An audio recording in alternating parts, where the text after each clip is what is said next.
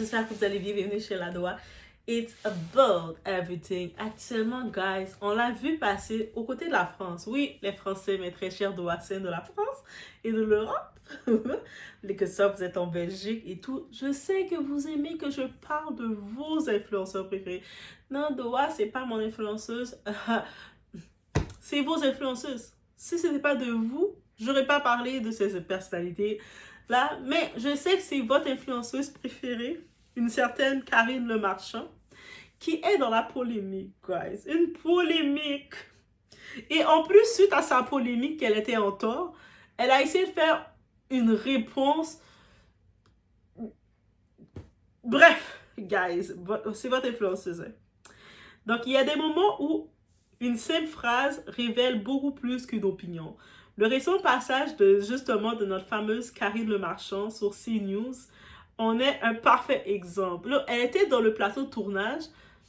Elle voulait faire une comparaison de quand elle était petite et elle est une métisse, donc elle est française, sa mère est française, son père est de la du Burundi.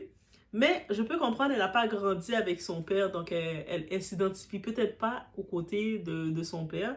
Mais c'est ça qui arrive quand vous faites des enfants comme ça, vos enfants métis, mais vous êtes des mauvais pères, des pères absents. Vos enfants ne peuvent pas s'identifier à vous dans leur identité. Voici. Donc je blâme son père. Tu vois, Karine, c'est pas toi que je blâme, c'est ton père. Une séquence, donc elle a fait une comparaison, mais je pense que c'était très délicat.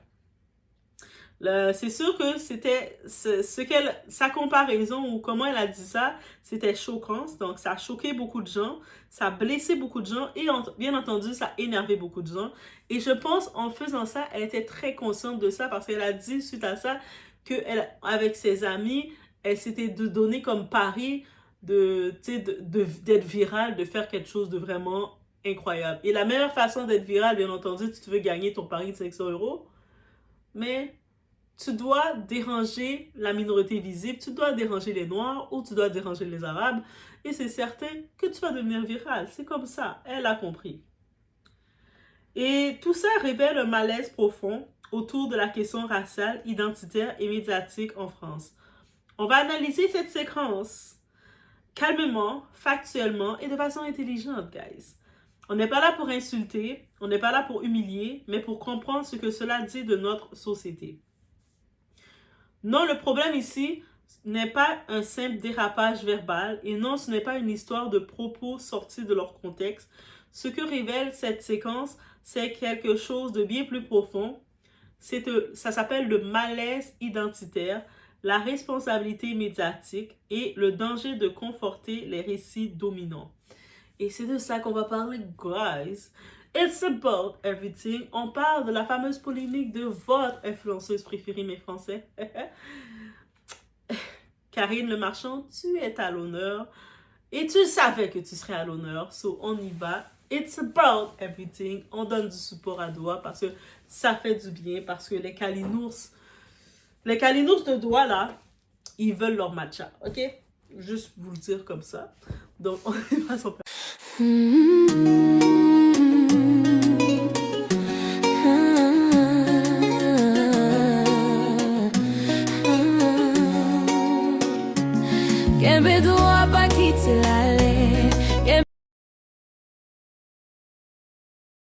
Donc, déjà, on y va. Karine Le Marchand, c'est pas une ado, c'est pas une jeune femme ou une femme qui vient de commencer la vie. Elle est quand même une femme mature. Elle a 57 ans. De son vrai nom, c'est Karine Mfoyo Kourera. Ça, c'est son nom, comme le nom de son père, on imagine, son nom de l'Afrique. Le nom Le Marchand, elle a gardé le nom de un ex-mari parce que elle avait raconté dans une vie qu'elle s'était faite, elle avait vécu de l'intimidation où ce qu'elle était à Nancy, étant dans le cours où qu'elle était, il n'y a pas beaucoup de personnes migrées, il n'y a pas beaucoup de personnes qui venaient de l'Afrique. Donc, avec un nom comme ça, elle se disait que c'était compliqué pour elle. Et aussi pour la télévision, elle a dit que c'était plus simple de passer avec Le Marchand. Bref, c'est elle qui a fait une entrevue qui parlait de ça, guys. Par contre, pourquoi on parle de Karine, cette fameuse Karine? parce que ça intervient sur CNews dans un climat déjà très tendu autour des questions d'identité, d'immigration et même de racisme. À la suite de cette intervention, une polémique éclate. Elle déclare ensuite, quand elle a vu ça fait une polémique de ce qu'elle a dit, de comment elle a dit, ben elle a refait une vidéo pour dire « J'avais parié 500 € avec mon équipe que j'allais provoquer une polémique et j'ai gagné. » J'ai gagné. On aime ça gagner, mais elle était contente de gagner. Cette phrase change tout, car elle transforme ce qui aurait pu être perçu comme un dérapage en stratégie assumée de provocation. Donc, ça veut dire que ça aurait pu être un dérapage identitaire si elle ne serait pas venue dire ça, en disant « Mais moi, je parlais juste de ma situation quand je suis arrivée en France. Il n'y avait pas beaucoup de personnes de ma couleur, de personnes noires comme moi. Donc, et puis maintenant, la France a changé. Quand on arrive dans les RER, on voit beaucoup de personnes africaines, de personnes racisées, que ce soit maghrébien, que ce soit de l'Afrique noire ou de l'Afrique blanche ou de asiatique ou peu importe. Et moi, j'avais pas ça dans mon temps. » Tu sais, ça aurait pu être mal interprété, passé comme ça, mais quand elle vient confirmer que c'est une histoire de Paris, on comprend qu'elle voulait juste provoquer les gens. Donc, ça veut dire qu'elle était complètement, dans ses 57 ans d'âge, elle était consciente qu'elle voulait provoquer les gens.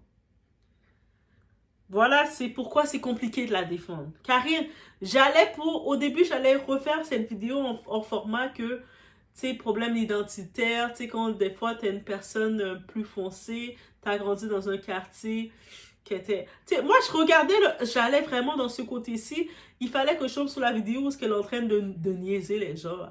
J'ai fait, mais tu provoques les gens. Toi, c'est télé-réalité qu'on devait la mettre là. Elle est comme les candidats de télé-réalité. Donc, on remet les faits dans leur contexte. Karine Le Marchand raconte son arrivée à Paris dans les années 80. En disant que, qu'est-ce qu'elle disait? Elle a dit, j'ai vu le RER arriver, j'ai vu tous ces Noirs, tous ces musulmans, enfin ces Arabes, j'ai eu un peu peur. Donc, elle a dit, je sais pas en quoi que tu as eu peur, que tu arrives dans le RER et que à cause que tu vois des Arabes, à cause que tu vois des gens qui te ressemblent, des Noirs, et que ça t'a fait peur. En 2026, je comprends qu'on doit choquer, mais en quoi ça doit te faire peur de voir des gens qui te ressemblent? C'est-à-dire que tu sais tellement qu'au fond de toi, quand tu te regardes dans le miroir, que tu es mauvaise, que quand tu vois des gens qui te ressemblent, ça te fait frémir? Il faut le dire. Elle explique ensuite que ses propos ont été sortis de leur contexte. Je ne sais pas de quel contexte qu'elle parle. À partir de là, moi, j'allais dans l'interprétation pour elle en me disant « Oh, peut-être que, tu sais, comment elle voulait l'exprimer, c'est qu'elle a grandi, elle n'a pas connu son père. » Moi, j'allais dans d'autres degrés avec elle. Moi, c'est au contraire, j'étais hors contexte parce que j'essaie de la justifier jusqu'à ce qu'elle sorte l'histoire du pari de 500 €. Karine, à partir de là, j'ai perdu ton contexte. Mais ce qui pose question n'est pas l'émotion d'une adolescente déracinée. Ce qui interroge, c'est le choix des mots aujourd'hui sur un plateau politique ultra marqué. Les mots fabriquent des imaginaires et dans une France fracturée, ils ne sont jamais neutres. Parler de responsabilité médiatique. Quand on a une voix publique, on ne parle jamais seulement pour soi. Karine Le Marchand est une figure médiatique majeure, une personnalité populaire, une femme racisée visible. Ses paroles portent un poids politique, qu'elles le veulent ou non. Être invité sur un plateau idéologiquement orienté et tenir un discours qui confirme les peurs collectives, c'est valider un narratif déjà existant, celui de la peur de l'autre. Le problème n'est pas le racisme, c'est plus profond. Le problème n'est pas de dire Karine est raciste ou quoi que ce soit. Le problème est de comprendre les mécanismes d'aliénation. Frantz Fanon parlait d'aliénation identitaire. Albert Memmi décrivait le complexe de l'affranchi. Ce mécanisme pousse certaines personnes issues de minorités à adopter les codes dominants, reprendre les récits dominants, parfois même au déprimant de leur propre groupe. Non par haine, mais par besoin d'acceptation. Oui, je dois être accepté. Pick me, choisissez-moi. Aimez-moi, flattez-moi. De sécurité et de reconnaissance. Le danger, légitimer les fantasmes collectifs. Ce type de discours ne décrit pas la réalité, il conforte les fantasmes. Dans un climat politique qui est tendu, polarisé, traversé par la peur. Chaque mot qui associe minorité, danger et peur renforce les récits de stigmatisation, de suspicion et encore plus de rejet. Et ces récits ne restent jamais théoriques. Ils finissent dans la rue, dans les discriminations, dans les violences. Et maintenant, grâce à toi, Karine, plus de gens vont pouvoir confirmer, ah ben, imagine Karine, même si Karine t'es métissée, même si tu as grandi avec ta famille du côté plus français blanche, avec la peau blanche, caucasienne qu'on dit, n'est-ce pas? Mais quand tu es entouré des blancs, on va le voir, tu es la petite brune. OK? Peu importe qu'est-ce que tu dis. Tu vas entendre des petites blagues qui vont dire « Je vais bronzer pour devenir ta couleur. » Hein? Tu vas l'entendre, tu vas grandir avec ces phrases-là aussi. Donc, là maintenant, toi, la petite brune, en disant ça, tu viens de les conforter, de créer plus de stigmatisation, plus de suspicion, parce que le monde va t'utiliser comme référence maintenant. Mais elle, si Karine, la petite Karine, là, elle se sent comme ça quand elle arrive dans un lieu public comme un RER, un transport public, et elle voit des gens qui sont proches physiquement de sa couleur. Même si au fond de ton corps, tu ne te considères pas comme une femme noire, c'est correct. Tu as le droit, c'est ton identité. Mais physiquement, de loin, il faut comprendre avec les métis, les personnes métissées d'un parent blanc et d'un parent noir, le parent qui est dominé d'une minorité ou d'un trait particulier, que ce soit un parent asiatique, un parent noir ou un parent maghrébien, ça va plus prendre la place, ça va plus être visible. Vous comprenez? Voilà. Donc, c'est ça que tu viens de créer. Le problème de la provocation médiatique. Provoquer pour faire parler, ce n'est pas nouveau. Ça fait du buzz, ça fait viral, ils aiment ça. Mais provoquer sur des sujets aussi sensibles que l'identité, la race, la religion, ce n'est jamais neutre. Parce que ces sujets touchent l'histoire, la souffrance, les discriminations, les traumatismes collectifs. Quand on joue avec ça, on ne joue pas avec des idées.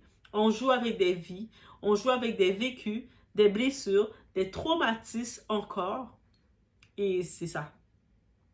Quand la parole devient blessante, dans ces propos, certaines expressions ont été perçues comme stigmatisantes, voire déshumanisantes.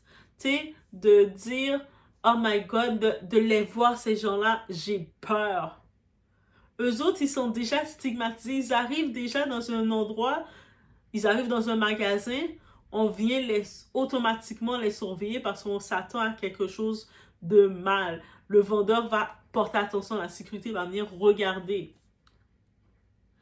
Et ce qui choque le plus, ce n'est pas seulement la phrase, c'est le mépris affiché face à l'indignation. Car au lieu de dire « Je comprends que ça ait pu blesser », peut-être toi, tu n'as pas connu ça, Karine, pour le moment, mais dis-toi qu'il y a du monde qui vit encore des traumatismes de ça. Et de ne pas t'être rendu compte de ça à ton grand âge, c'est là le problème. Ou sinon d'avoir simplement pu, au lieu de parler de Paris comme ça, banal, elle aurait pu dire « Je m'excuse si mes mots ont été maladroits. » Oui, elle aurait pu passer sur ça. On a attendu. Mais elle est plutôt venue dire « Je m'en fiche, je voulais choquer, j'ai gagné mon pari. » Et là, on bascule du débat à la violence symbolique. Ce que ça révèle vraiment, ce type de discours révèle une chose essentielle. Une méconnaissance profonde des réalités vécues par les minorités, car quand on a déjà subi, que ce soit le racisme, les discriminations, les contrôles aux faciès, les préjugés constants, on ne peut pas entendre ce genre de propos comme un simple jeu médiatique. Ce n'est pas un concept, c'est un vécu quotidien pour beaucoup, trop de gens. Ce que l'on attendait d'elle, on attendait une parole d'apaisement, pas de confort idéologique. Quand on incarne la diversité, quand on a bénéficié d'une ascension sociale médiatique, on porte une responsabilité morale supplémentaire. celle de complexifier le débat, pas de simplifier au profit de récits anxiogènes. On va parler d'un terme aussi, négrophobie, arabophobie, islamophobie. Remettre les mots au centre. Il est essentiel de rappeler ce que ces termes signifient. La négrophobie, c'est l'hostilité, rejet ou dévalorisation des personnes noires. L'arabophobie, rejet ou stigmatisation des personnes perçues comme arabes. Islamophobie, et hostilité envers les musulmans ou les personnes perçues comme telles. Ce ne sont pas des mots à la mode, ce sont des réalités documentées, étudiées, mesurées, vécues. La stratégie de la victimisation inversée. Autre mécanisme classique, et c'est ça que notre Karine vient nous sortir. Après la provocation vient souvent la posture de la victime. Elle a fini d'attaquer les gens, les groupes comme ça qui n'ont rien demandé. Là maintenant, elle vient dire, on m'attaque, on me harcèle, je vais porter plainte, je vais faire toutes les captures d'écran, vous n'avez pas le droit de m'attaquer. Mais toi, tu as attaqué les gens. Tu as dérangé les gens qui t'ont rien demandé là. Oui, les insultes et menaces sont inacceptables, on le comprend, mais cela ne doit pas servir à effacer la responsabilité de la parole initiale. La liberté d'expression n'efface pas l'impact de ce qu'on dit. Quand l'identité devient un conflit intérieur, ce dossier pose aussi une question plus intime.